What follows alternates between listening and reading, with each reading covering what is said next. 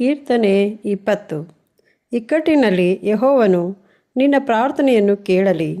ಯಾಕೋಬನ ದೇವರ ನಾಮವು ನಿನ್ನನ್ನು ಉದ್ಧಾರ ಮಾಡಲಿ. ತನ್ನ ಪರಿಶುದ್ಧ ನಿವಾಸದಿಂದ ನಿನಗೆ ಸಹಾಯ ಮಾಡಲಿ. ಚೀಯೋನಿನಿಂದ ನಿನಗೆ ಆಧಾರ ದಯಪಾಲಿಸಲಿ. ನೀನು ಸಮರ್ಪಿಸಿದ ನೈವೇದ್ಯಗಳು ಆತನ ನೆನಪಿಗೆ ಬರಲಿ. ನೀನು ಮಾಡಿದ ಸರ್ವಾಂಗ ಹೋಮಗಳು ಆತನಿಗೆ ಮೆಚ್ಚುಗೆಯಾಗಲಿ. ಸೇಲಾ. ಆತನು ನಿನ್ನ ಇಷ್ಟಾರ್ಥವನ್ನು ನೆರವೇರಿಸಲಿ. ನಿನ್ನ ಎಲ್ಲ ಸಂಕಲ್ಪಗಳನ್ನು ಸಫಲ ಮಾಡಲಿ. ನಿನ್ನ ಜಯದಲ್ಲಿ ಉತ್ಸಾಹಧ್ವನಿ ಮಾಡುವೆವು. ನಮ್ಮ ದೇವರ ಹೆಸರಿನಲ್ಲಿ ಧ್ವಜ ಎತ್ತುವೆವು.